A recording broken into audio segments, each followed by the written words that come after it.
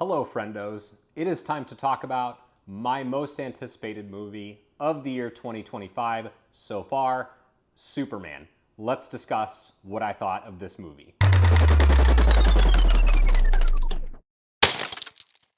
Thank you so much for checking out the video. Before we get started, click on the subscribe button. You can also follow me on X. You can follow me on Rumble. You can follow me on Instagram. I'm on the social medias if you want to find me there. Okay, let's get this out of the way. This is not 1978 Superman. This is not the Man of Steel Snyderverse Superman. This is what would happen if James Gunn made a Superman movie. When he was announced as the director, I was really excited because I think the work he did on the Guardians movies was amazing. I think he managed this incredible ensemble cast, and I don't think that's something that's particularly easy to do, and it really proved like having that type of movie and world in the MCU could work. So I love that movie in particular. He was kind of an out-of-the-way choice who had mostly done kind of independent and smaller films, and just ended up being super inspired, turned Chris Pratt into a superstar.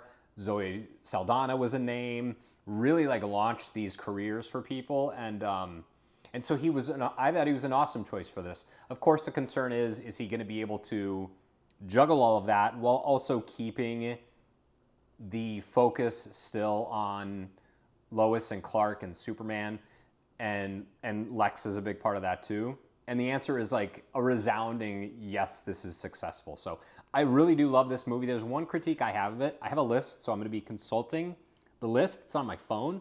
The movie is not long enough. I think the first half suffers a bit because they're condensing a lot into a very small amount of space, and it suffers slightly. I think like half a point slightly. So if this movie's a 10, I would say it's a 9.5. That's not a real big knock on it. I think overwhelmingly this movie is a resounding success. So that's one thing I didn't like. Let's talk about everything that I did like. I was excited for James Gunn. I mentioned that. I kept telling myself, people were like, oh, what do you think of this? I believe in James Gunn. I really do. And I'm glad that he did this, and I think he did a tremendous job. I think the Guardians comparison is maybe a little bit fair in that he can direct these big ensemble pieces and really juggles characters and personalities well, but I don't think it hurts the movie whatsoever, and it does not distract from our two main characters.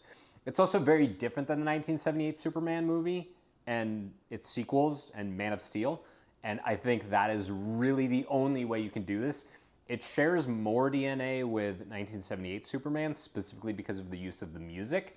There's heavy use of the John Williams theme throughout without just doing that theme. So he gets different musicians, like two different composers, musicians to do the music, and they both do a really good job. It feels very different while also managing to successfully implement the Superman March, which I could do an entire video on the music of John Williams. And I think the Superman music is probably my favorite of all of his incredible catalog of work, but it works here. The side characters I really kind of loved. I loved what they did with Eve Tessmacher and Jimmy. It was cool to have those characters not only in the film, but be so insanely, wildly different. And I think that worked tremendously well. The actors, the performers, right? Lex Luthor's pretty good Nicholas Hoult is pretty good as Lex Luthor. He's a great actor, been doing this a long time, since he was a child, and kind of gets like that smarmy, mean-spirited, nasty attitude and runs with it throughout the course of the movie. Super narcissistic, just like the opposite of Superman, and that this guy's a complete a-hole, and it works for the film. So Nicholas Hoult does a great job, and they nailed the bald head, so nice work. Rachel Brosnahan, she's a very good Lois Lane as well. Really a good kind of foil to Clark. You can see why they have like this great chemistry. And Clark starts off the movie infatuated with her, and she's kind of not so sure about him. And then the movie kind of takes it and runs with it from there. But she's really good, like does a good job portraying like what I think a modern American journalist would look like. And she's a very capable actress and manages to stand tall amongst like a lot of very good actors, and I think that's great. David Corenswet, super inspired choice.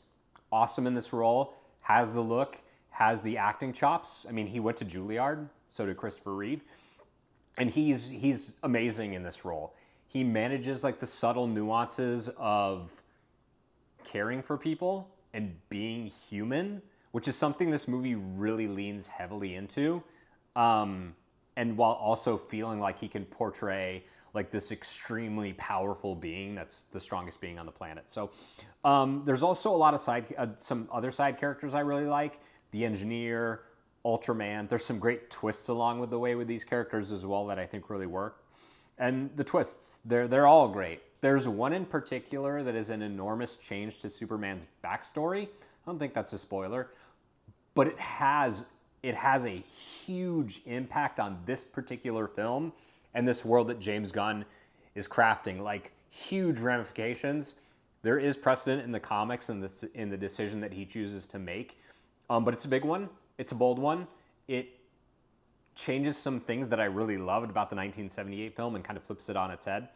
And that's all I'll say. And it works very well for this movie. And I, at first, was a little bit like, oh my gosh, this is a huge change. But it ended up working well in the service of the story for this particular movie, which I thought was delightful.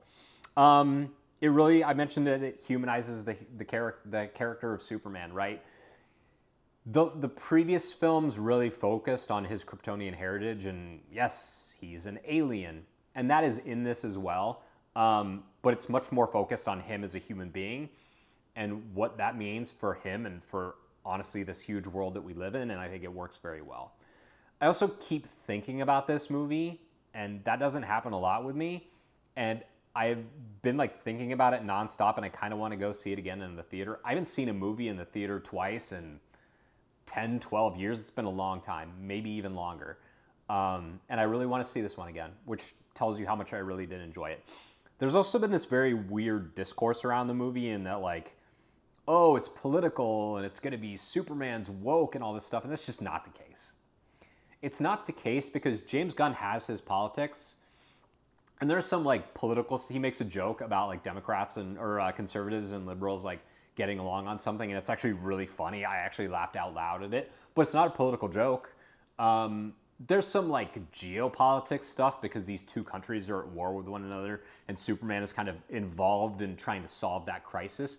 But it's not inherently like a message preachy movie because even if you dislike or disagree with James Gunn's politics, he's a smart guy and he knows that he's making a movie for a huge, broad audience and that he needs all those people to love the movie. He's like man of the people director, and I think that he does a great job, and I think all the discourse around this movie is really freaking stupid. I think none of that is relevant, and the people who are pissed off about this movie can go kick rocks, pound sand, take a hike, or fly kites. So I love this movie. I think it's great. I think it's the best Superman movie since the 1978 film, and maybe the Richard Donner cut of Superman 2, which I also freaking adore. So love this movie. Can't wait to see it again. You should have no worries about David Corenswet. The action is great. The cinematography, the effects, the lighting is on point. Great movie. Huge fan. Want to see it again. Let me know what you think in the comments. Am I wrong? Does it suck? And I'll see you next Saturday at 9 a.m.